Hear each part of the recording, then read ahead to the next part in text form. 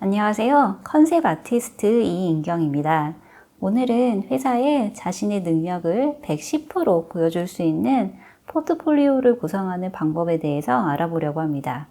초반에는 기본적으로 지켜야 할 것들, 그리고 선택해야 할 큰 방향들에 대해서 알아보고, 후반에는 제가 예전에 취업했을 때 만들었던 포트폴리오와 두 분의 구독자님들이 보내주신 포트폴리오를 보면서 이야기해 보겠습니다. 먼저 가장 기본적인 것들을 말씀드리면 포트폴리오는 보기가 쉽고 검색하기가 쉬워야 합니다.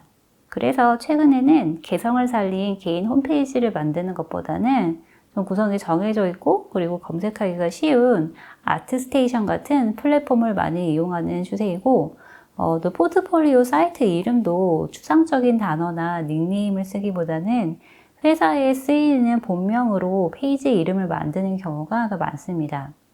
예를 들면 제가 이인경이라는 이름으로 회사에 지원을 했는데 아트스테이션 페이지 이름은 마이티 브러쉬 스트로크스 이런 이름이라면 그게 HR이 준 자료를 보지 않는 한 포트폴리오를 검색해서 찾을 수가 없겠죠. 그렇기 때문에 이를 이렇게 간단하고 쉽게 만들기 위해서는 링크드인, 아트스테이션, 그리고 지원하는 이름, 이 세 가지를 다 통일하시는 게 좋습니다. 그리고 웹사이트를 열었을 때 나오는 첫 페이지는 무조건 내 그림들의 썸네일이 쫙 나오고 그 썸네일에서 캐릭터, 배경, 기타 등등 내가 보여주고 싶은 내 업무 능력의 스펙트럼이 한눈에 보이는 것이 가장 좋습니다. 그렇기 때문에 그 그림을 올리실 때 이렇게 보통 썸네일이 만들어지는데 그 썸네일 선택도 신중하게 하셔야 돼요. 아티스테이션이나 트위터 다 이렇게 자동으로 컨트라스트가 강한 부분을 썸네일로 찍어주기 때문에 가끔 이렇게 바스트 부분만 확대돼서 나온다던가 아니면은 좀 알아보지 못하는 부분이 그림으로 나오거든요. 그래서 그런 걸 피하기 위해서는 매뉴얼로 썸네일을 직접 지정을 하셔서 내 그림을 잘 대표할 수 있는 이미지를 만들어서 선택하셔야 됩니다. 남들과 구분되는 독특한 그림체는 아티스트에게 큰 자산입니다.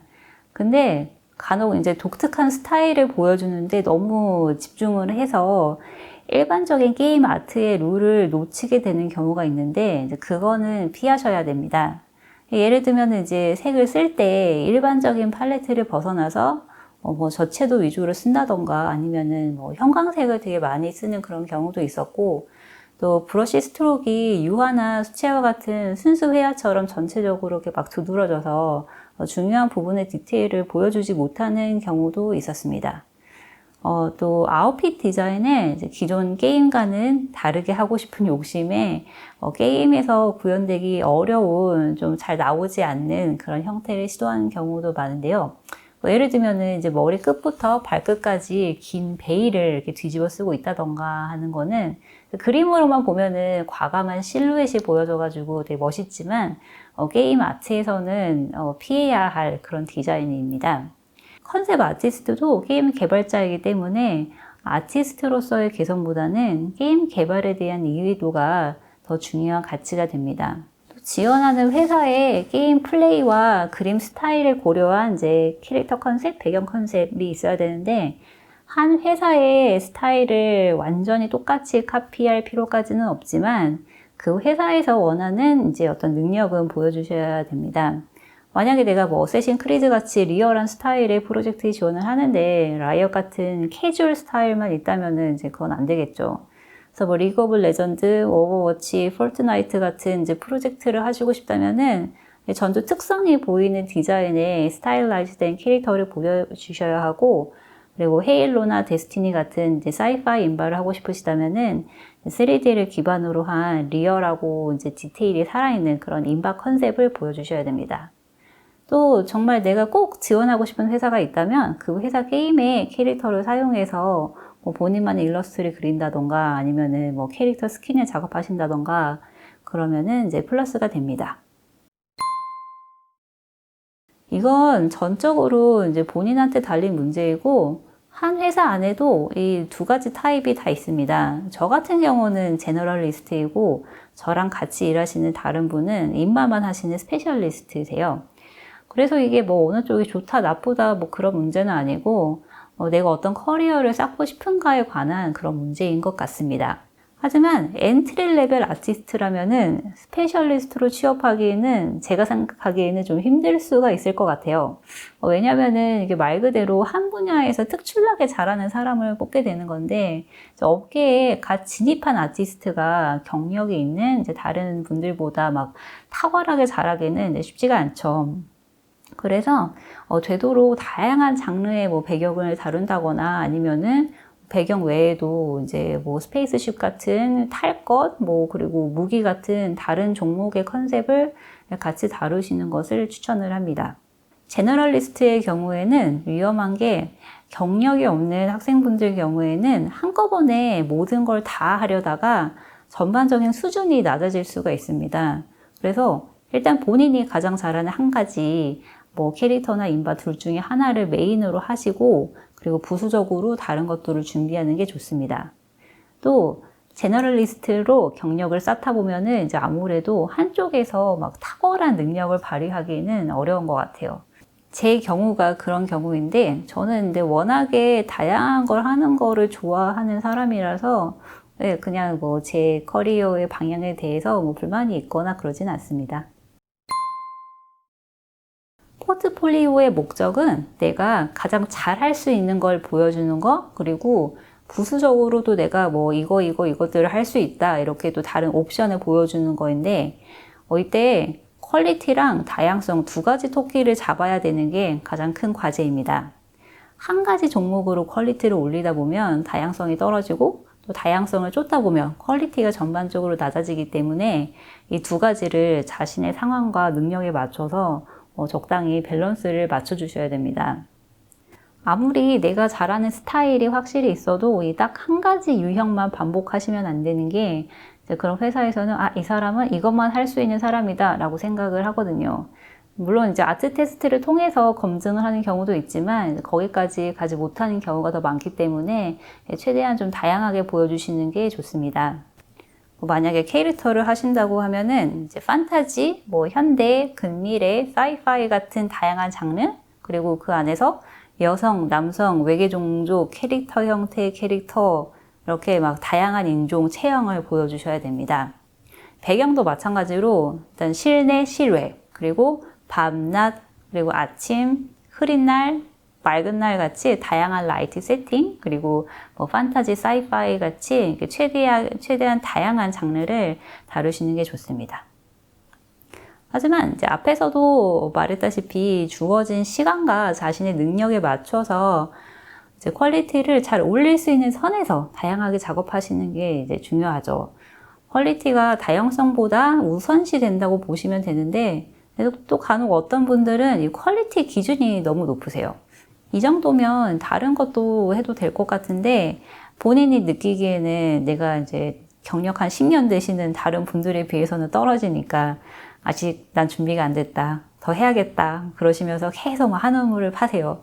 근데 어떤 때는 좀 가볍게 이것저것 좀 시도를 해보는 게 시야를 넓혀줘서 발전 속도를 높여주기도 합니다. 일단 처음 보여드릴 포트폴리오는 제가 2013년에 이제 미국에서 취업할 때 만든 포트폴리오입니다. 이게 7년 전 작업이라는 거를 감안하고 봐주시면 감사하겠습니다. 참 너무 부끄럽네요. 여기 있는 대부분의 작업은 학교 졸업 작품이어서 일정한 요건을 충족을 해야 됐는데 일단은 스토리가 있어야 했었고요. 그리고 뭐 캐릭터가 4개, 뭐 턴어라운드, 배경이 5개, 뭐 이렇게 좀 틀이 있었기 때문에 저는 그 안에서 이제 최대한 다양성을 주는 전략을 짰어요. 마술필이라는 모차르트 오페라의 세계관을 기본으로 해서 이제 마법 왕국, 기계 왕국 두 가지 배경을 만들고 거기서 이제 판타지, 스팀펑크를 각각 보여준 거죠. 캐릭터도 이 두 배경을 바탕으로 해서 마법사, 궁수, 전사 이렇게 메인 플레이어 클래스를 만들고 그리고 NPC 2명을 작업을 했는데 그 둘 중에 한 명을 로봇 형태로 해서 내가 하드섭도 할 수 있다 이런 가능성을 보여주었습니다. 그 외에도 배경 에셋이랑 그리고 무기 넣었고 그리고 저는 모바일 회사도 염두에 두고 있었기 때문에 졸업하는 해에 남편이랑 같이 모바일 게임을 직접 만들었어요. 그래서 이제 그 스크린샷이랑 그리고 제가 외주 작업한 그림을 같이 포트폴리오에 넣고 정말 막 이것저것 다 했어요. 리그 오브 레전드 챔피언 스킨도 작업을 했는데 라이엇 아티스트한테 리뷰 받았을 때 반응이 뭐 당연히 안 좋았어요. 막판에 이제 막 이것저것 너무 막 무리하게 다양성을 주려다가 이제 실패한 좋은 예죠. 제 뽀뽀를 보시면은 모바일, 애니메이션 쪽 캐주얼, 게임 쪽 캐주얼, 뭐 스타일라이즈 된 그림, 뭐 온갖 게 다 들어있는데 사실 이건 좋은 예는 아니에요. 근데 저는 그때 비자 문제가 있어서 졸업 후 1년 안에 정규직으로 일을 해야 하는 상황이었기 때문에 되게 다급하게 이것저것 했었는데 이렇게 막 다방면으로 하다 보면 당연히 퀄리티가 잘 안 나옵니다. 아까 라이엇 그 챔피언 스킨 보셨죠? 이런 식으로 됩니다. 지금 보면은 이 메인으로 한 학교 졸업 작품들 외에도 아예 다른 작업들을 좀 더 적극적으로 했었으면 좋았을 것 같아요. 한 프로젝트 안에서는 다양성을 주는 게 뭐 이렇게 한계가 있기 때문에 뭐 아예 다른 뭐 사이버 펑크 같은 작업들을 몇 개 더 했었어도 좋았을 것 같고 또 캐릭터나 배경 한쪽에 좀 더 무게를 둬서 완성도를 높였어도 좋았을 것 같습니다. 세피님은 북미 외주 작업을 목표로 하고 계시고 또 특별히 지망하는 프로젝트나 회사는 없다고 말씀해 주셨는데요. 일단 세피님은 굉장히 트렌디한 스타일을 가지셨고 기본기가 되게 좋으세요. 세피님도 유튜브 채널을 하고 계시는데 재질 묘사나 이제 이런 튜토리얼들이 좋은 게 많아서 한번 보시는 걸 추천드립니다. 나중에 제가 링크를 세피님이 괜찮으시다면 남겨드릴게요. 북미에서 외주 일러스트레이션으로 가장 유명한 두 가지는 그 라이엇의 스플래시 아트 스타일과 매직 더 게더링 같은 그 판타지 카드 일러스트레이션 이 두 가지입니다. 처음에 그 자신만의 스타일 대 회사 스타일 여기에서 말씀드린 것처럼 세피님의 독특한 색감이랑 디자인 감각을 살려주면서도 또 이 두 가지 형식을 보여주는 뽀폴이 추가되면은 회사에 어필하기가 더 좋을 것 같아요. 일단 지금처럼 이제 단색 배경에 캐릭터의 의상을 보여주는 일러스트가 아닌 배경이랑 캐릭터가 서로 더 상호작용을 하는 작업이 필요할 것 같습니다. 예를 들면은 이제 얼음 공격하는 캐릭터가 호수 위에 서서 막 물을 얼려서 이렇게 날린다거나 하는 그런 이제 내러티브를 보여주시면은 좀 좋을 것 같아요. 라이엇의 스플래시 아트는 이제 스타일이 아주 확실하죠. 캐릭터의 동세가 굉장히 역동적이고 또 광각 렌즈로 찍은 것처럼 화면의 왜곡이 심하고 색상도 채도가 높습니다. 매직 더 게더링은 좀 더 스펙트럼이 넓은 편인데 배경이나 소품만 나오는 이제 그런 일러스트도 있고 캐릭터가 뭐 번개를 쏜다던가 하는 액션을 하기도 하는데 이 경우에도 이제 역시 배경과 그리고 메인 오브젝트는 서로 상호작용을 하게 됩니다. 그래서 이런 이제 북미 일러스트레이션 경향을 좀 더 분석을 하셔서 준비하시면 좋을 것 같아요.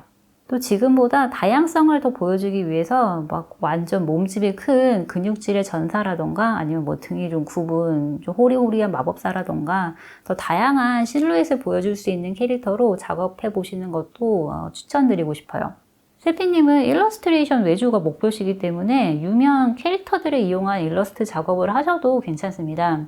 그게 팬아트랑은 다른 게 팬아트는 이제 유명한 캐릭터들을 자기 그림체로 그리는 게 끝이지만 이 작업의 경우는 이제 완전히 새로운 작업을 하는 거기 때문에 포즈 그리고 구도 그리고 라이팅 배경에 이제 훨씬 고민을 하셔야 됩니다.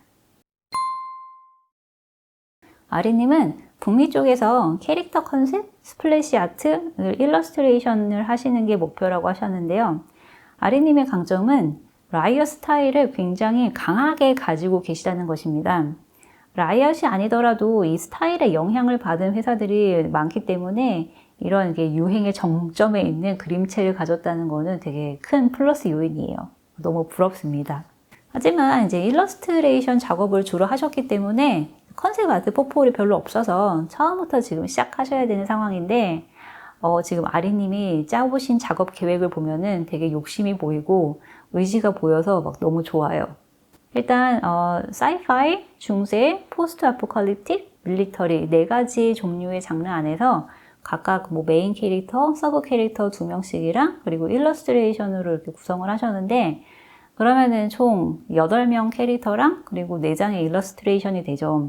만약에 다른 포트폴리오가 없다면은 이 정도 수량이 회사에 지원했을 때 적당하긴 해요. 근데 지금 내년 라이트박스 엑스포에 참가하실 예정이기 때문에 반년 좀 남은 시간이 있거든요. 그래서 좀 걱정이 되긴 하는데 아리님은 기본이 좋으시고 그리고 또 작업 경험이 이미 많으셔가지고 스케줄 관리를 잘 하시면은 가능할 것 같아요.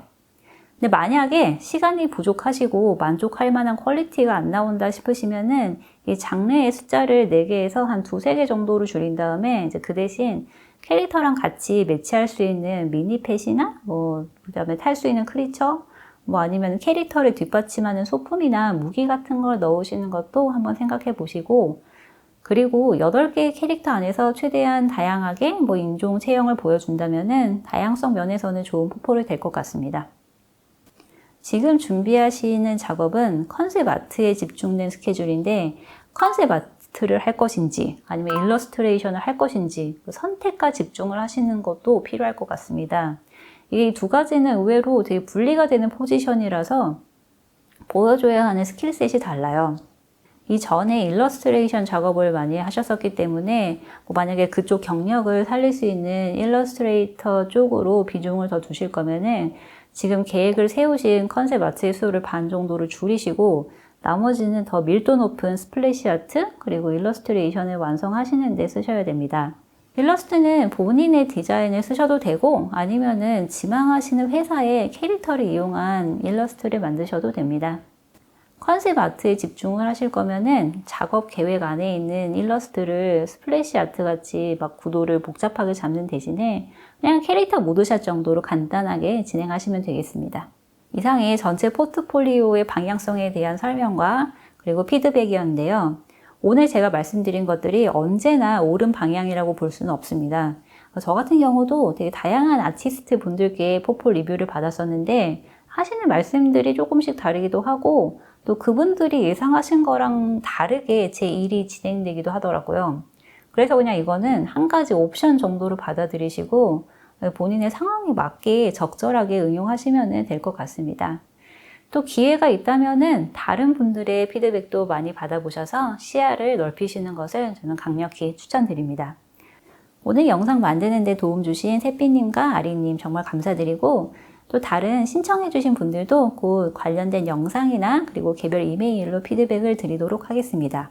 제가 12월 6일 일요일까지 신청 받고 있으니까 아직 신청 못하신 분들은 그 포폴 리뷰 공지 영상 하단에 댓글이나 아니면은 어바웃란에 있는 제 이메일로 신청해주세요. 도움이 되셨다면은 좋아요, 구독, 알림 설정 버튼 눌러주시고 남겨주시는 댓글 정말 하나하나 다 잘 읽고 있습니다. 이 영상에 대해서 질문이 있으시거나 아니면 다른 또 질문이 있으신 분들은 편하게 남겨주시고 그럼 저는 다음 영상으로 뵙겠습니다. 감사합니다.